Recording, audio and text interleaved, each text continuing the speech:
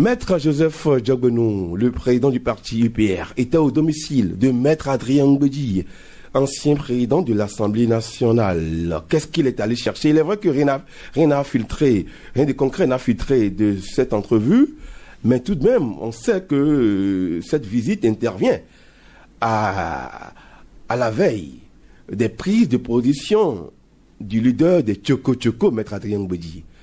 D'aucuns disent que c'est pour sauver le mariage UPR, le mariage qui a été fait entre l'SPRD et l'UP. C'est pour cela que Maître Joseph Diogbenou est allé visiter Maître Adrien Ngbeji.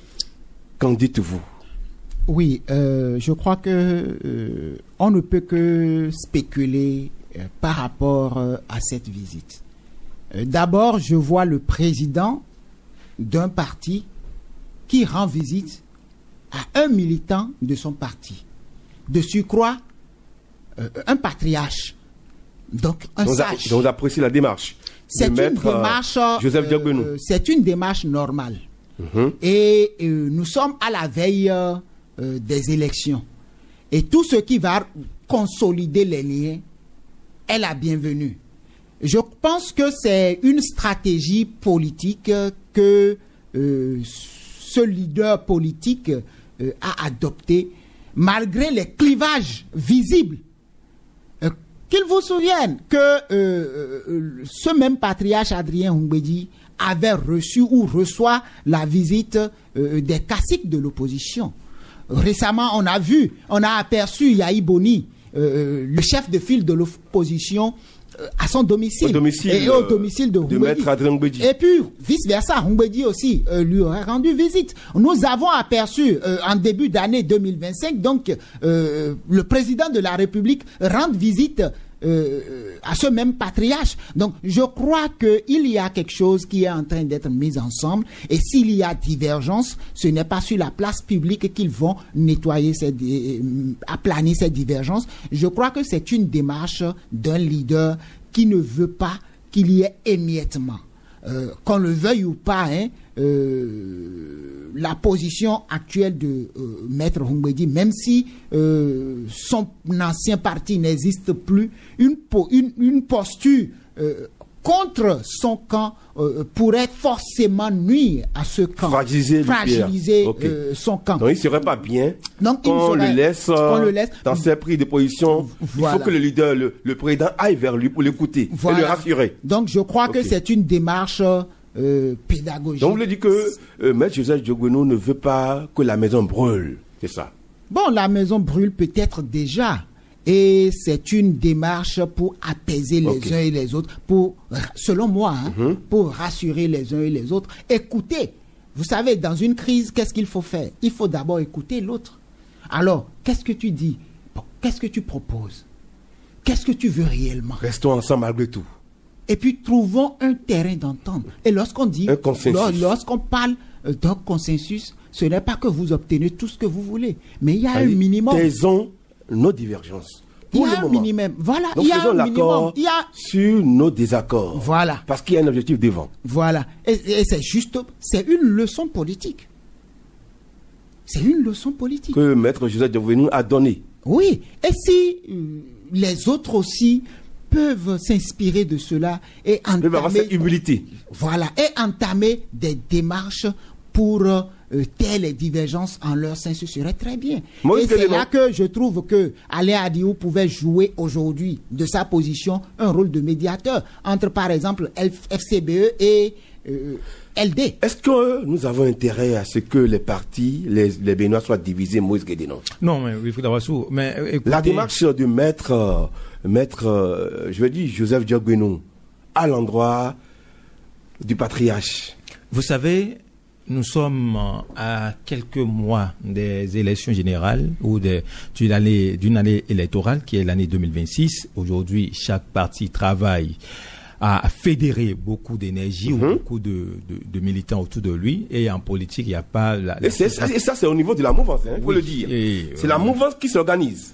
Mais il faut d'abord, c'est ce que vous voyez, ou peut-être le parti qui communique le plus sur ses actions. Ce que font les autres, vous ne saviez pas. Donc, c'est possible. On peut pas dire que c'est seulement maintenant. Je vous le concède. En parlant de l'acte de Joseph Diogbenou, c'est bien normal qu'un parti, un président de parti rend visite à une personnalité, ancien président de l'Assemblée nationale, plusieurs fois candidat aux élections présidentielles, quand même, qui a été président pendant plusieurs décennies ou d'un parti politique qui a son assise, même si aujourd'hui le PRD n'existe plus. Mais on sait quand même que Maître Adrien Ngwedi, dans l'OME, compte et continue toujours de compter. Il est un poids électoral. Oui. Donc, faut pas, là, c'est mieux de l'avoir à ses côtés que de l'avoir contre soi. Je pense que c'est cette démarche, parce que vous avez vu, ces déclarations, ces prises de position n'ont pas été bien appréciées. Et même c'était ce que j'apprécie au niveau de la mouvance, ou surtout au niveau de l'UP, l'Union progressiste, le renouveau, c'est que malgré les sorties de Maître Adrien Ngwedi, vous n'allez pas voir les leaders, les vrais leaders, sortis pour vilipender Maître Adrien Ngwedi. C'est vrai, on entend quelques-uns. Et ceux qui le font, ce ne sont pas les leaders, ce ne sont pas les vrais responsables du parti. On n'a pas entendu, par exemple, Luv Lavonou, non, le président de l'Assemblée nationale, qui est membre, un grand responsable de ce parti. Quand un organe de presse a appelé le porte-parole du parti, je veux parler de Parfait Aoyo, qui a été pendant longtemps un proche de Ngwedi, assistant, quand on l'a appelé à s'exprimer par rapport à se prononcer sur les déclarations, les prises de position, il a trouvé une formule aussi douce. Diplomatique. Il a dit que ce que Maître Adrien Ngwedi dit l'engage. Vous voyez, donc, les leaders savent le discours pour ne pas frustrer, pour ne pas crier. Il faut attention. Il faut faire attention parce que la période... Il faut pas casser la maison. Non, il faut beaucoup plus appeler les gens, même les réticents, ceux qui sont les sceptiques, ceux qui, à un moment donné, se sentent frustrés. Il faut ramener tout le monde à la table. Il faut appeler tout le monde. Donc, on veut l'addition. On veut l'addition parce que tout à l'heure, vous avez évoqué, vous avez cité, par le passé, on voyait les critiques Éric Ndete vis-à-vis mais qui pourrait imaginer qu'aujourd'hui les deux vont s'asseoir ensemble. On a toujours dit qu'en politique, il n'y a pas d'ennemis éternels. Il n'y a que des ennemis circonstanciels. Donc, ça veut dire... Non, vous comprenez alors que les opposants peuvent encore se retrouver. Ils peuvent se retrouver si vous le dites. Oui, on n'a jamais refusé. C'est ce que nous proposons. Nous proposons que l'opposition se retrouve ensemble. Oui, par rapport à cette proposition. Je n'ai jamais dit que on ne veut pas que les opposants se retrouvent. Mais on a toujours dit, ceux qui se savent ou ceux qui se reconnaissent opposition, parce que, au fait, en dehors du discours que les gens tiennent, il faut tenir compte des faits aussi. Si, à un moment donné, jusqu'à aujourd'hui, FCBE et LD n'ont pas encore trouvé peut-être la manière de se mettre ensemble, c'est peut-être qu'il y a des divergences. Ils n'ont qu'à faire comme Joseph Diogbenou. Joseph Diogbenou s'est montré humble. Il est allé vers Maître Adrien Ngwedi, malgré toutes les critiques. On a écouté des acteurs pas moins importants du parti FCBE qui aujourd'hui ne sont plus au sein de ce parti, qui ont dit que c'est cette proposition la proposition leur a coûté des sanctions et aujourd'hui ils ne sont plus membres de ce parti-là. Est-ce que la FCBE ne veut pas? Je ne saurais le dire. Raison pour laquelle j'ai dit, sur cette question, faisons attention. Parce qu'on peut dire oui, ils n'ont qu'à faire. Mais si les autres ne veulent pas, vous allez les forcer? Non. Donc on va toujours leur demander. Il faut toujours trouver la stratégie. On va leur demander. Nous sommes des hommes, nous ne sommes pas des animaux. On va leur demander de continuer à travailler. En tout cas, si vous pensez que est-ce que vous ne voyez pas que quelqu'un doit s'agenouiller devant l'autre? Wilfried Awassou, on dit parfois que non. Ou bien quelqu'un doit reconnaître qu'il a tort. On dit que si vous et moi on ne s'entend pas et que moi je reste sur mon ego, vous aussi vous restez sur votre ego. Comment est-ce qu'on va s'entendre? On va peut-être mourir seul, chacun. Mais il va falloir que quelqu'un accepte de s'humilier. On dit parfois que c'est mieux d'être seul que d'être mal accompagné. Donc, je ne saurais expliquer la position actuelle de chacun. Revenons sur Maître Adrien Ngwedi. Donc, par rapport à Maître Adrien Ngwedi, je pense que les élections présidentielles... Nous devons enseigner les bons exemples. La valeur de l'union, elle est très importante. Nous avons besoin d'être ensemble. Nous avons besoin de taire nos divergences pour rester ensemble. Il faut que l'opposition le sache, il faut que la mouvance le sache. Je pense que c'est notre objectif. 16 différents partis vous écoutent et ils seront fait ce qu'il faut faire. Mais par rapport à la visite de Joseph Diogbenou à Ngwedi, on a salué. Maintenant, est-ce que cette seule visite ou cette visite suffit pour faire changer d'avis? Parce qu'il n'y a pas que Ngwedi. Il y a Ngwedi, d'accord, le leader. Mais il y a les militants. Est-ce que les militants de Ngwedi sont prêts à continuer à vivre dans ce mariage? On ne saurait le dire. Peut-être que, selon certaines indiscrétions, il y a des frustrations au sein de de certains militants de l'SPRD. C'est ça qui a mené le président ou l'ex-président du PRD, au maître Adrien Ngwedi, à prendre certaines positions sur certaines questions. Aujourd'hui, est-ce que cette visite va permettre à ces deux leaders d'aplanir les divergences, de trouver un terrain d'entente, de continuer à vivre dans ce mariage, même si c'est difficile? On attend les jours à venir. Si, parce qu'on a vu aussi des forces politiques. Est-ce qu'on peut avoir une union? Quelle union peut exister sans difficulté? Il n'y a pas. Même dans les mariages, dans nos foyers, il y a toujours... Qu'est-ce qu'il faut faire alors? Oui, mais il faut vivre... Mais là, il faut s'entendre. Oui, Frida Wassou. Il faut s'entendre. Il faut savoir quand vous savez qu'il y a encore quelque chose à sauver, il faut s'entendre. Si vous estimez qu'il y a encore quelque chose à sauver, on va s'entendre. Mais si vous estimez que là où vous êtes arrivé à un carrefour, quel que soit tout, on peut plus s'entendre, que chacun choisisse son chemin. C'est si simple que ça.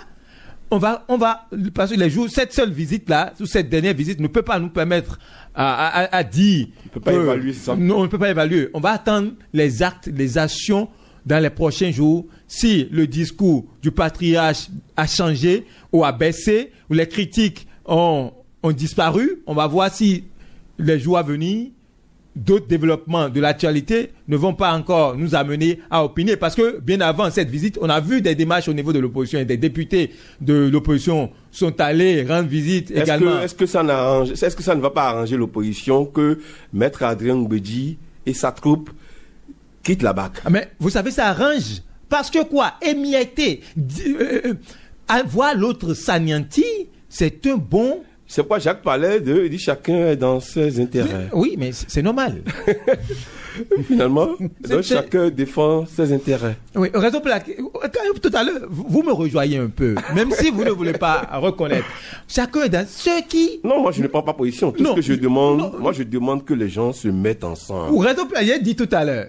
Il faut que nous fassions la promotion des valeurs comme l'union. Mais si aujourd'hui, certains veulent... Les Béninois ont besoin de rester ensemble. On a besoin de rester ensemble. Il faut même souhaiter que l'UPR soit soudé. Il faut souhaiter que LD soit soudé. Il faut souhaiter que les partis de la mouvance soient soudés. Il faut souhaiter que les partis de l'opposition soient soudés. C'est l'idéal.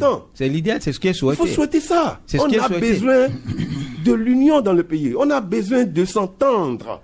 Il est vrai qu'il y aura toujours des divergences. Mais faisons l'effort de surpasser nos divergences et de voir un seul objectif, la patrie, le Bénin. Mais là, parce qu'on n'a qu'un seul pays. Hein. Oui, Wilfried Amassou, et ce que vous êtes en train de relever, il n'y a pas que la mouvance ou l'opposition. Il faut dire que c'est pas parce que je ne suis pas de la mouvance que toi et moi, on va pas faire la paix. Non, il faut nuancer. Oui, que les partis de la mouvance s'organisent, que les partis de l'opposition s'organisent, mais que le Bénin s'unisse. C'est ce qui est très important à relever. Merci beaucoup. Oui. Merci. Alors Jacques, oui, on va évoluer rapidement parce que les auditeurs vont intervenir. On va s'intéresser rapidement aux descentes régulières du collectif des ministres conseillers sur les chantiers de construction des infrastructures. On constate que c'est récurrent. Jacques Kayadji, lui, il descend régulièrement. Il s'est rendu sur le site du nouveau chantier de l'Assemblée nationale. Il s'est rendu également sur plusieurs chantiers. Il est venu même avec Pétionvi.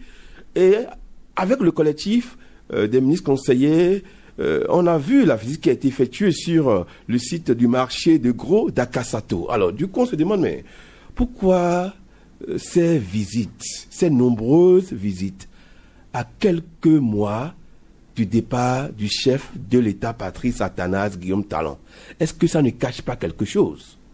Jacques Coutume, les Dafou. Je crois que ça ne cache rien. Vous êtes sûr? Rien. Parce que qu'il nous souvienne. Qu'il nous souvienne. Qu'il nous souvienne que lorsque ces 12 personnalités ont été promues ministres conseillers dans ce pays, il s'était clair et c'était indiqué que leur mission, c'est d'abord la communication. Ok. Ils sont dans leur rôle. Ok, d'accord. Et c'est maintenant. Et c'est pour cela que je dis. C'est à 1 an de la fin du régime. Ils ont été nommés quand?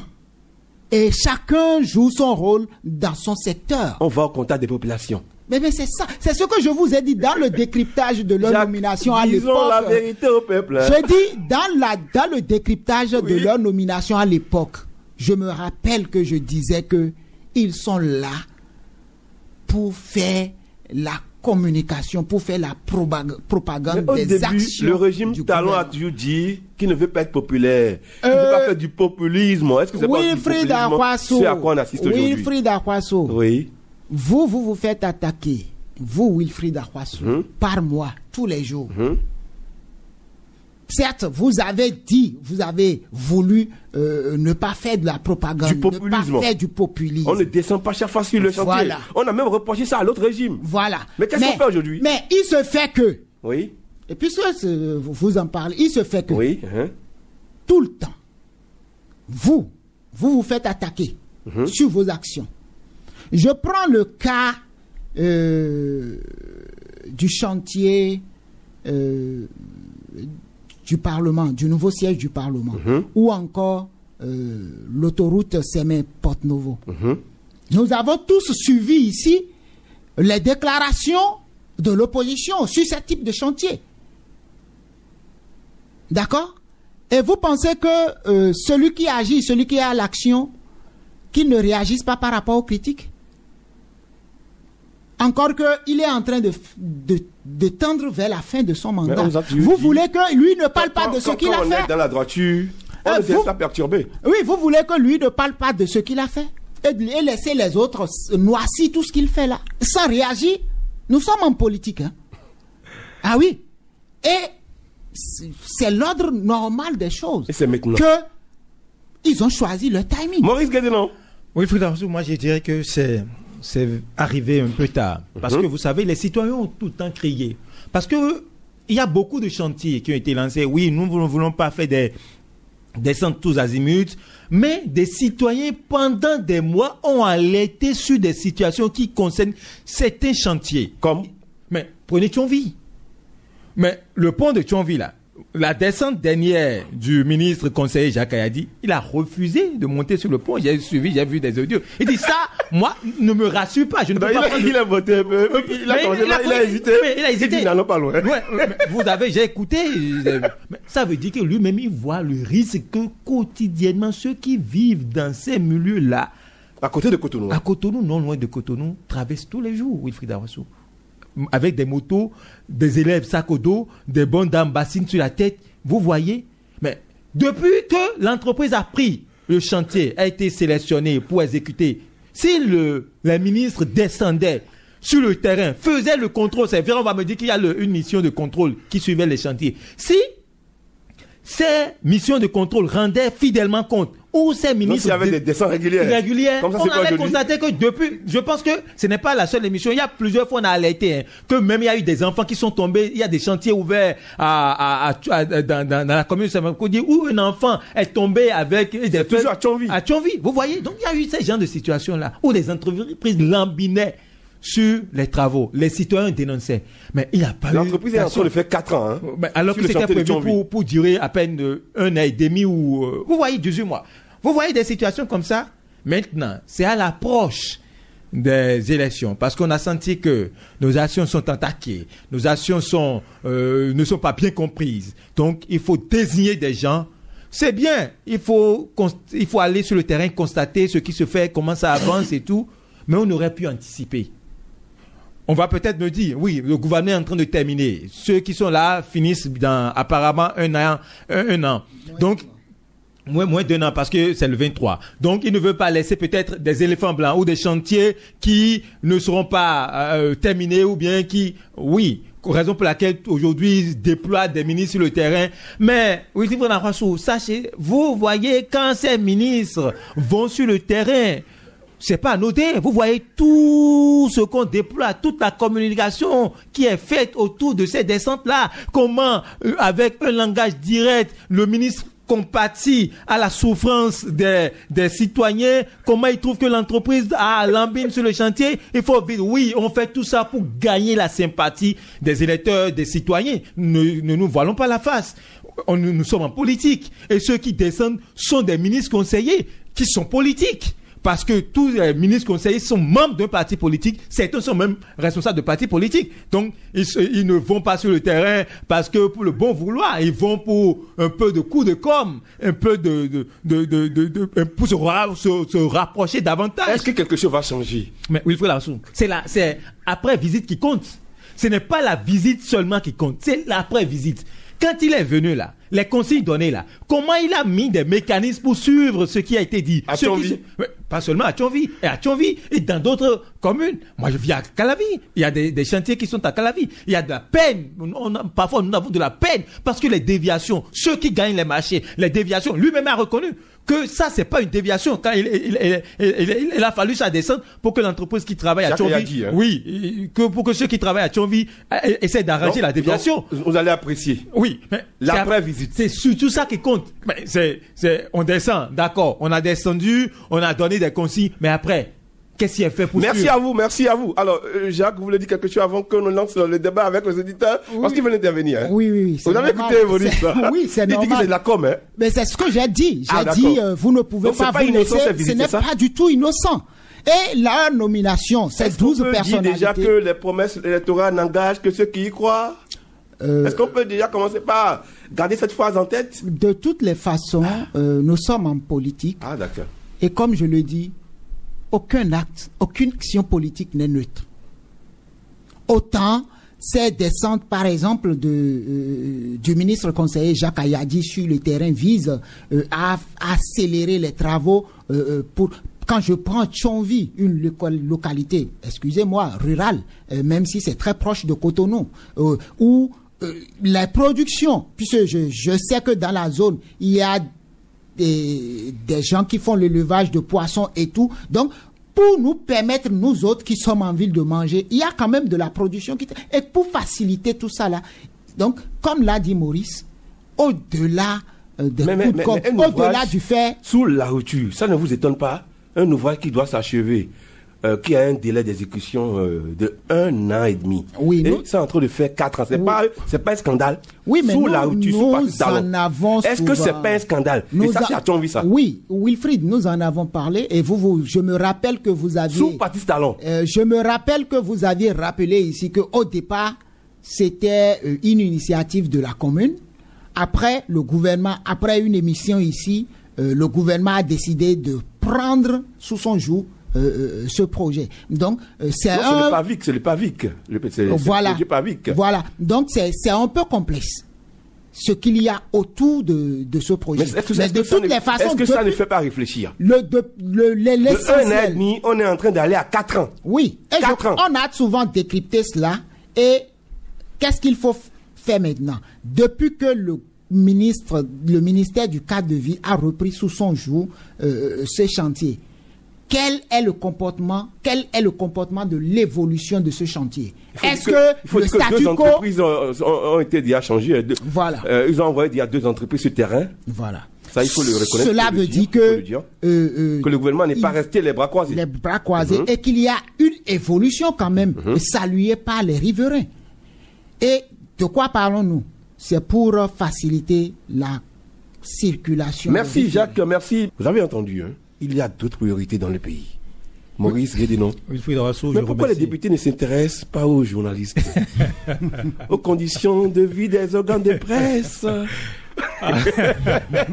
Oui, parce que je veux parler de moi même. Bien sûr, il faut parler de soi, il faut parler de soi. Il faut que... c'est nous qui parlons des autres, non? Dans ce pays, j'ai dit la façon dont on fixe les impôts pour les entreprises de presse, elle n'est pas normale. Parce qu'on ne peut pas considérer une entreprise de presse comme une entreprise une boutique ou qui fait du business. Ok, comme une épicerie. Oui, comme une épicerie. Nous faisons de... on vend des divers, là. Qu'est-ce que nous vendons ici, si ce n'est que l'information que nous livrons au public. Alors, en revenant sur les interventions des auditeurs, je remercie chacun pour chacun rester droit dans ses bottes, son opinion. Je pense quand même que, oui, Marie Sadi Borda a dit tout à l'heure qu'il y a beaucoup de problèmes dans le pays. Il faut pas, oui, mais il faut d'avoir qui sont ceux qui définissent les lois, les règles pour régler les problèmes que rencontrent les citoyens. Ce sont les politiques, ce sont les gouvernants. Raison pour laquelle ceux qui touchent ça, si on ne règle pas, c'est qu'on n'aura rien fait. Et aussi, pour finir, Wilfried Awassou, il a dit quelque chose de très important. C'est très important ce qu'il a dit. Il a dit, on voit dans des pays, des lois sont votées et ces lois font des centaines d'années. Pourquoi ne pas travailler à ce que des lois que nous allons voter aujourd'hui, que demain, qu'on ne revienne pas encore remettre ces lois en cause pour dire, on va encore, parce qu'on a constaté que, oui, on a dit, toute œuvre humaine est perfectible, mais travaillons à ce que des lois... Mais les sociétés évoluent. Hein. Je suis d'accord, il faut d'abord. On peut arrimer en fonction de l'évolution, les tests de loi, mais qu'on ne trouve pas à dire que... Il a parlé de l'interprétative. Est-ce qu'on avait vu tout ça? Donc on n'arrive pas encore, ou que la paix ne soit pas menacée par rapport à des tests que nous votons. Merci. Merci à vous. Merci à vous. Vous avez dit que la paix ne soit pas menacée. On dira Amen. Et le Bénin sera toujours préservé. Jacques Koutieme Yedafo. Oui, je crois que on doit saluer, et je salue ici l'ensemble des intervenants sur ce débat. Je l'ai dit indirectement ici en disant, nous sommes à quelques mois du dépôt des dossiers et qu'il n'y a pas un débat d'idées. Nous avons besoin de ça. Qu'est-ce que ces gens-là nous réservent en termes d'éducation, de santé, de bien-être? Vous avez évoqué le sujet de la presse. De la presse. Oui, au-delà du sujet de la presse, nos parents paysans, comment augmenter le revenu du paysan et tout ça. Mais on laisse. Ils sont prioritaires sur les 13 millions, ou du moins presque 14 millions de Béninois. Ils pensent qu'ils sont prioritaires et c'est ce que eux, c'est d'abord eux et non nous autres, la majorité. Merci à vous. Je crois qu'il faut que désormais les choses changent, c'est ça. Merci à vous, Jacques Koutieme Yedafou. Merci également à Maurice Guédenon.